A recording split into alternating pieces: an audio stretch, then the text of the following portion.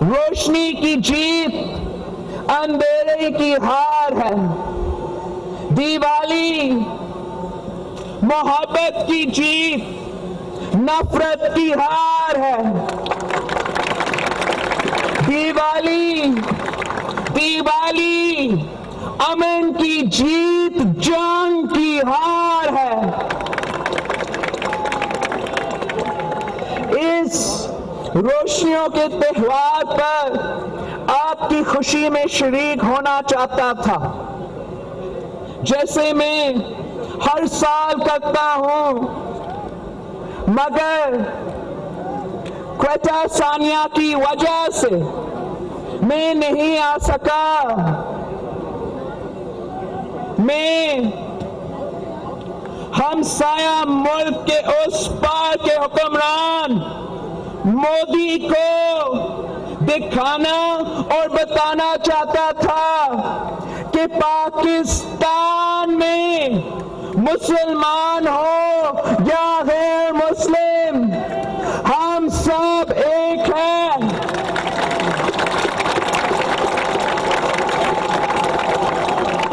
ये हम सब का मुल्क है।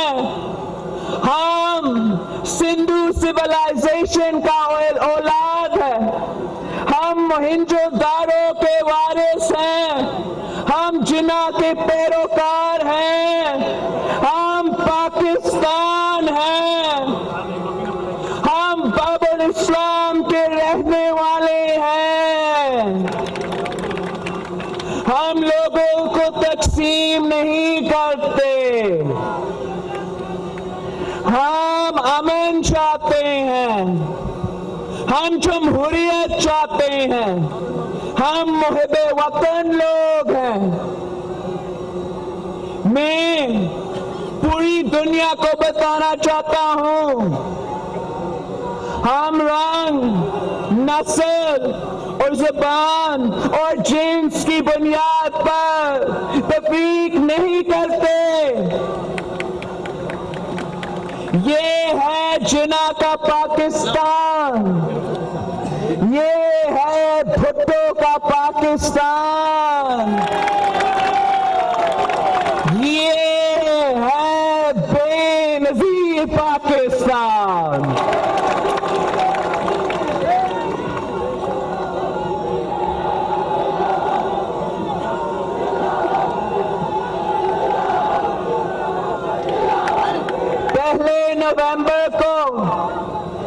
पहले नवंबर को शहीद भगत कन्वर राम की बस्ती थी, जिन्होंने अपनी शेरी से अपने राग से इंसानियत का पैगाम फैलाया।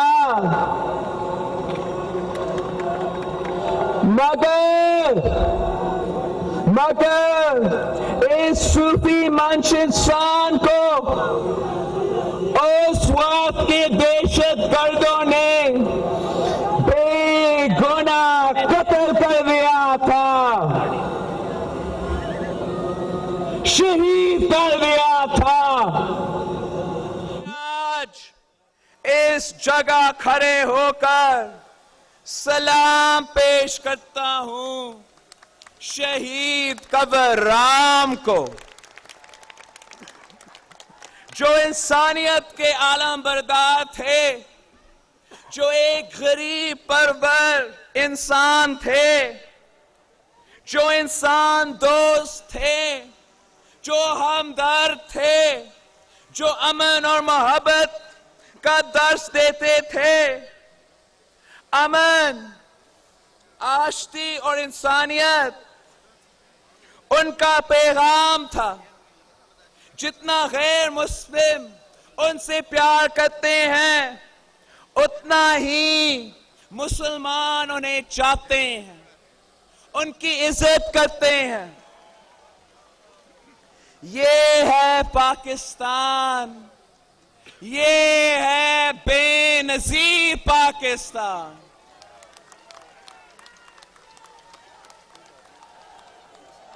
और इस पाकिस्तान के लिए हम जिदोजहद कर रहे हैं। साथियों, पाकिस्तान पीपल्स पार्टी की जिद्दोजहद की एक तारीख रही है। हमने हमेशा पिसे हुए तबकात के लिए जिद्दोजहद की है। हमारी जिद्दोजहद हारियों और मजदूरों के लिए है। हमारी जिद्दोजहद गरीबों के लिए है। हमारी जिद्दोजहद बेरोजगारों के लिए है। हमारी जिद्दोजहद औरतों और अक़लियतों के लिए है। हमारी जिद्दोजहद दहशतगर्दी को जड़ से खत्म करने की है। और हमारी जिद्दोजहद इस्लाम के अमन के पैगाम की है। मैं पिछले दिनों क्वेटा गया था। क्वेटा जो इस वक्त सबसे ज्यादा दहशतगर्दी की लपेट में है। पहले वकला पर हमला किया गया। इस मुल्क के कानूनदारों को बेदर्दी से कत्ल करके शहीद किया गया। दूसरी मर्तबा पुलिस सेंटर पर हमला करके कानून नाफिज करने वालों को शहीद किया गया। ये दहशतगर्द हमारे बच्चों को मार रहे हैं। हमारे भाइयों, बहनों और मां को मार रहे हैं। शहीद कर रहे हैं। हमारी लॉ एनफोर्समेंट एजेंसीज के जवान को शहीद कर रहे हैं। मगर ये हुकूमत क्या कर रही है? सिर्फ फोटो सेशन, सिर्फ कंडोलेंस, एक बयान, फिर खामोशी। चंद दिनों के बाद भुला दिया जाता है कि कोई बड़ा सानिया भी हुआ था। ना कोई इन्वेस्टिगेशन, ना कौम को पता चलता है कि असल दहशतगर्द कौन थे, कहां से आए थे, सहूलतकार कौन थे, फाइनेंसर्स कौन थे। सब कुछ भुला दिया जाता है। एक और सानिया का इंतजार किया जाता है। सुनो लोगों, मैं शुरू से कह रहा हूं, दहशतगर्दी के जिन से लड़ने के लिए पूरी कौम को मुत्तहिद होना है, मुत्तफिक होना है। मगर इस हुकूमत में ना तो वो एहलियत है और ना वो नीयत है।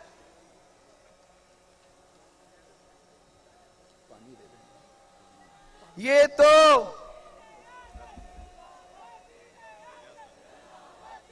तो अभी तक गुड और बैड की पॉलिसी से बाहर नहीं निकल सके हैं। इसलिए मैं पार्लिमानी नेशनल सिक्योरिटी कमेटी को रिकॉन्स्टिट्यूट करने का मुतालबा करता हूं। डेमोक्रेटिक अकाउंटेबिलिटी, जमहूरी एहतसाब होना चाहिए for the governments counter terrorism efforts, ताकि हम उस वजीर दाखिले का चौधरी निसार को अकाउंटेबल कर सके और कौम को पता चले कि क्या हो रहा है।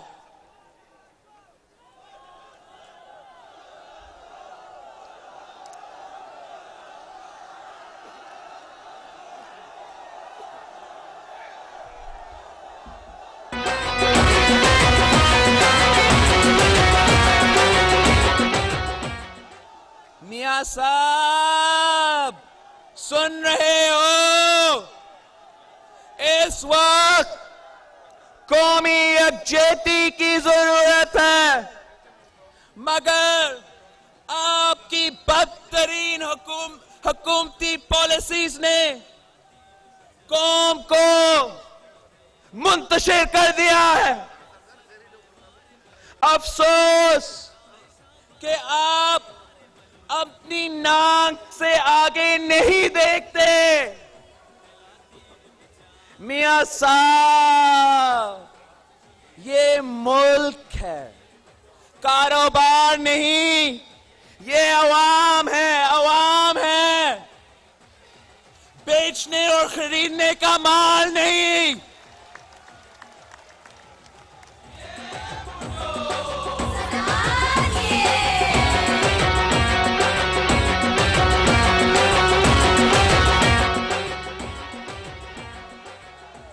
आप वजीर आजम हैं, बादशाह नहीं।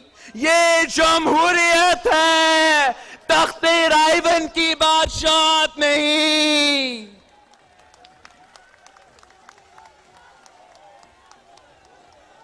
एक तरफ लोग गरीब से गरीब तर होते जा रहे हैं और दूसरी तरफ आप दौलत के अंबार लगाते जा रहे हो। मियां साहब, मैं ये इल्जाम नहीं लगा रहा, मेरा चाचा इमरान भी ये इल्जाम नहीं लगा रहा।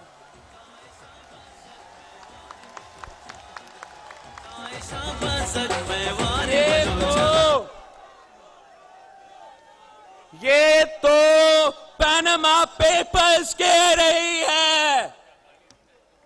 ये छोटा मोटा स्कैंडल नहीं, दुनिया का सबसे बड़ा करप्शन स्कैंडल है। इस केस में आप पर शक डाला जा रहा है। आपने खुद कहा था कि आप अकाउंटेबिलिटी, एहतसाब आपसे शुरू होना चाहिए।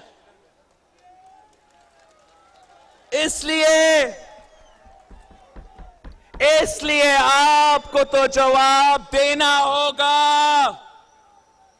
आपने कभी जवाब नहीं दिया, कभी भी नहीं दिया।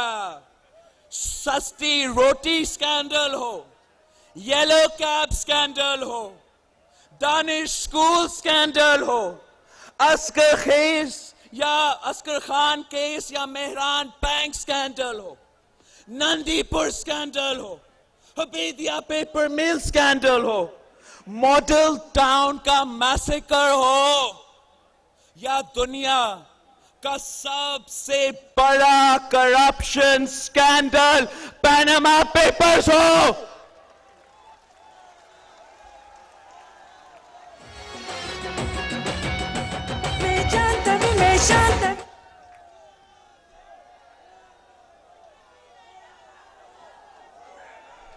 स्पीकर के बाद उधर चलते हैं बाहर, यहाँ से भागने में आसानी रहेगी। दाल पे कोई चीज ना पे कोई दाग, तुम कत्ल करो हो या किरामात करो, मगर अब आपको हिसाब देना पड़ेगा। पनामा पेपर्स पे जमहूरियत साहब होनी पड़ेगी। एतजाज एहसन के पनामा पेपर्स बिल पास करना पड़ेगा, वरना जुडिशियल कमीशन नहीं चल सकेगा। अगर जुडिशियल कमीशन नहीं चलेगा, मैं आपको खबरदार करता हूं, मैं आपको खबरदार कर रहा हूं कि आपकी हुकूमत भी नहीं चलेगा, नहीं चलेगा, नहीं चलेगा। साथियों, मैं जब मुआशी नामवारी की बात करता हूं, जब मैं डेमोक्रेटिक इकोनॉमिक जस्टिस की बात करता हूं, तो मेरे जहन में भुट्टो के नजरियात होते हैं कि हर तबके और हर इलाके को तरक्की के मुआसी मौके मिलने चाहिए। सीपैक और बड़े कौमी मंसूबे नॉन कंट्रोवर्शियल होना चाहिए। गवादर पोर्ट तो सदर जरदारी ने चाइना को देकर आपको सीपैक तोहफा के तौर पर दिया गया था। अगर गवादर पोर्ट के लोगों के लिए, अगर गवादर पोर्ट की लोगों के लिए पीने का पानी भी नहीं है, तो आवाम को इसका क्या फायदा होगा? अगर पंजाब के कैपिटल लाहौर की एक ट्रेन की कॉस्ट 200 अरब है और सिंध की कैपिटल कराची को, जो मुल्क के सबसे पॉपुलेटेड शहर है, उसके लिए सिर्फ 12 अरब रुपए दिया जा रहा है। मुल्तान में मेट्रो बन रही है, मगर राजनपुर में एक हॉस्पिटल तक नहीं। आपने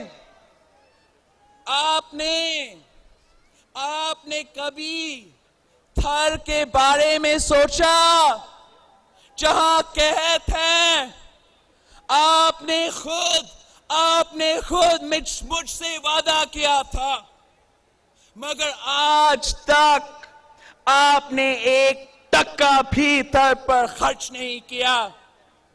अगर आप एक इलाके को सबसे ज्यादा तरक्की देंगे और दूसरे इलाकों को बिल्कुल नजरअंदाज करेंगे, तो इस तरह वफाक कमजोर होगा। अगर वफाक कमजोर होगा तो मुल्क का इत्तेहाद खत्म हो जाएगा।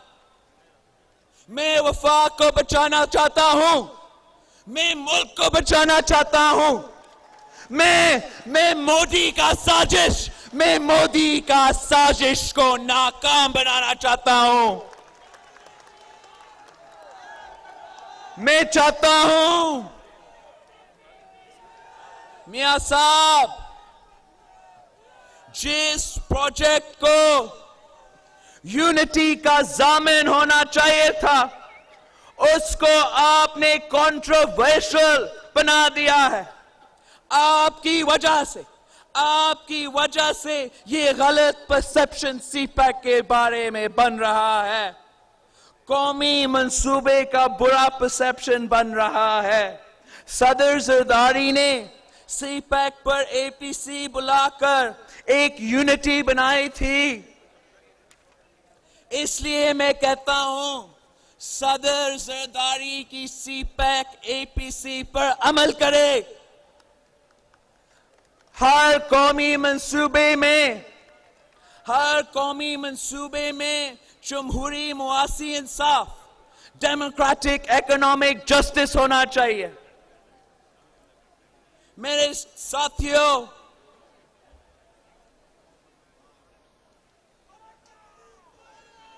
साथियों, आज सरहदों की क्या हालात है? एलओसी और वर्किंग बाउंड्री पर क्या हो रहा है? रोजाना गोले बरस रहे हैं, बेगुनाह शहीद किया जा रहे हैं, औरतें और बच्चे जख्मी हो रहे हैं। ईस्टर्न बॉर्डर हो या वेस्टर्न बॉर्डर्स, गर्म होते जा रहे हैं। कश्मीर में हमारा कश्मीर में जो जुल्म हो रहा है उस पर आप इंटरनेशनल कम्युनिटी की हमायत लेने में नाकाम रहे हो। आपकी वजह से पाकिस्तान दुनिया में तन्हाई का शिकार होता जा रहा है। मोदी साजिश कर रहा है, लेकिन हुकूमत, वजीर आजम चुप है। यूनाइटेड नेशंस को बताएं कि पंजाब के खुले मैदान में दरअंदाजी तो हो ही नहीं सकता। तो मोदी सरकार किस बात पर जंग का मुहाल बना रहा है? हम मुतालबा करते हैं कि फौरी तौर पर एक डेमोक्रेटिकली अकाउंटेबल फॉरेन मिनिस्टर लगाया जाए।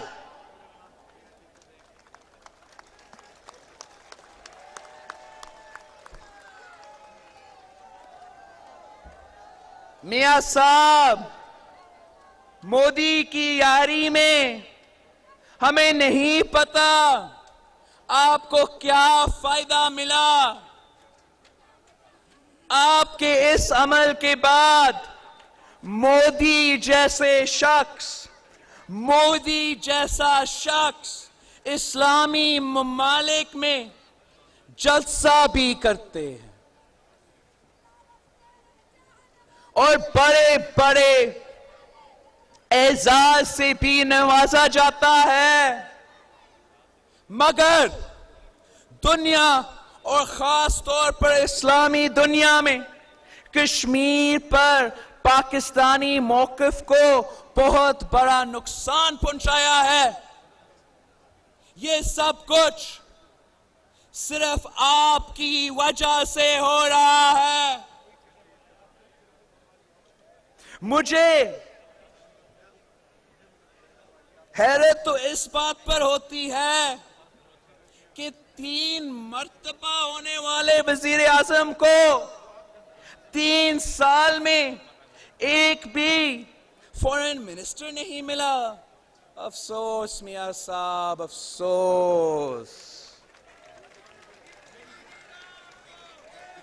मियां साहब, जाकर फॉरेन ऑफिस का रिकॉर्ड्स ढूंढे, पुराना फॉरेन मिनिस्ट्री और एक्सपर्ट से पूछे कि कायदे अवाम शहीद जुल्फिकार अली भुट्टो ने 1971 की जंग के बाद किस तरह कब्जा किया हुआ 5000 स्क्वायर मील्स वापस लिया था।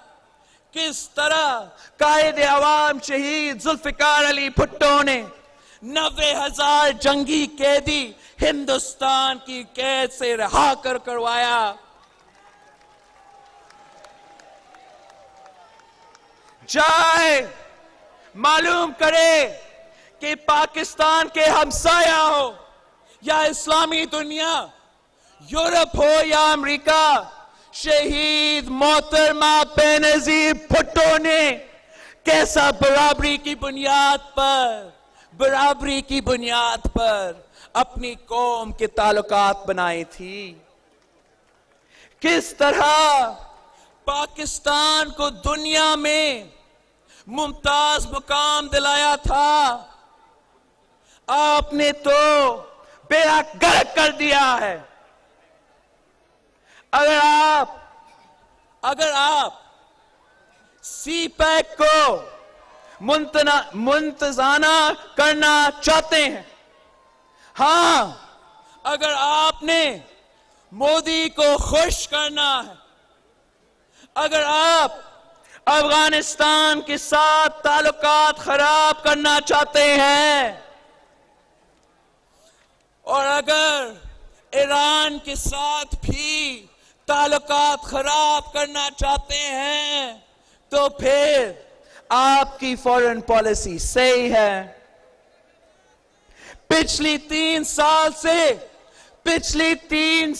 से मुल्क बगैर वजीरे खारजा के चल रहा है। पिछले 3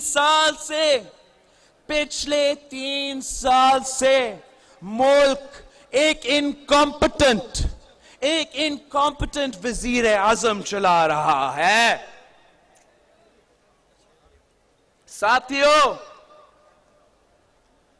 ये फॉरेन पॉलिसी तो क्या हर शोबे में नाकाम है।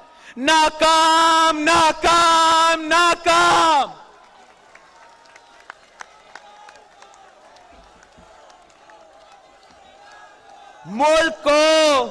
मुल्क को इंतशार की तरफ दिखेला जा रहा है। सियासत को गाली बना दिया गया है। सियासी पार्टियों को जलसा करने की इजाजत नहीं। और बैंड ऑर्गेनाइजेशंस, गुड तालिबान हो या बैड तालिबान हो, वो आकर इस्लामाबाद में इंटीरियर मिनिस्टर के ऑफिस में चाय पीते हैं, फोटो खिंचवाते हैं, फिर इस्लामाबाद पुलिस के तहफ्फुज़ में जलसा करते हैं। नेशनल एक्शन प्लान की धज्जियां उड़ाई जा रही है। काफिर काफिर काफिर के नारे लगाए रहा है। कोई इक्तिदार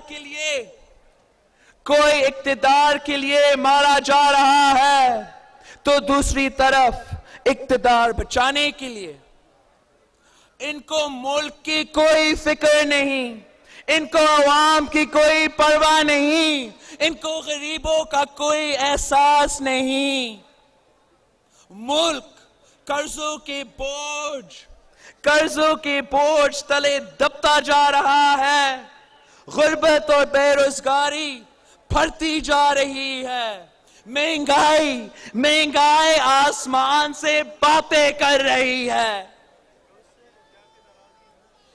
दहशतगर्द नाम बदल कर हमले कर रहे हैं। फेडरेशन को कमजोर किया जा रहा है।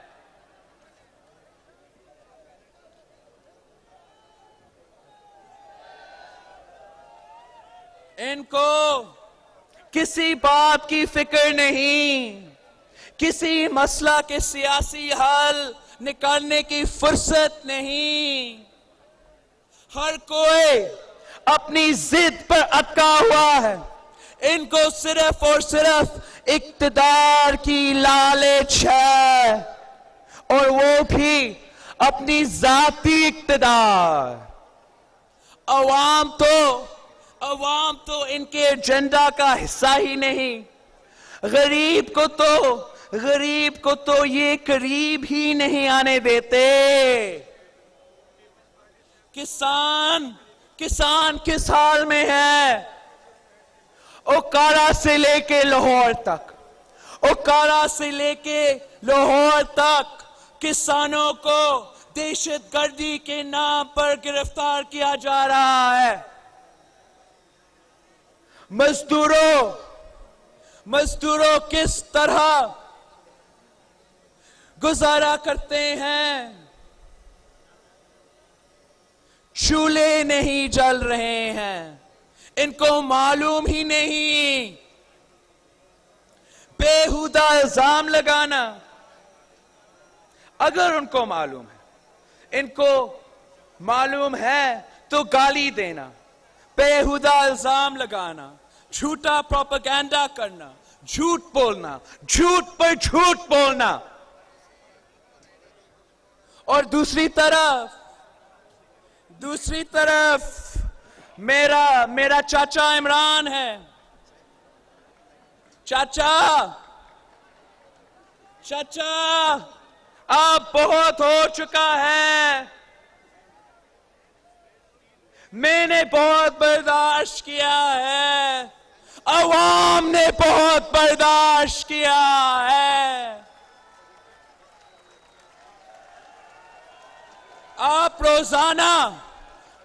रोजाना स्टेज पर खड़े होकर झूठे इल्जामात लगाते हो। आपने मेरी मां शहीद मोहतरमा बेनजीर भुट्टो पर भी इल्जामात लगाए थे।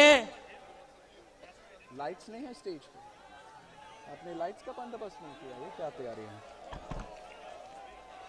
यहां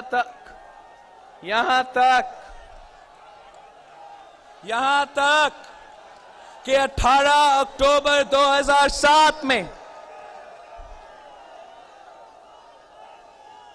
यहां तक कि 18 अक्टूबर 2007 में होने वाला धमाका का इल्जाम भी चाचा ने शहीद मोहतरमा बेनजीर भुट्टो पर लगाने की कोशिश की।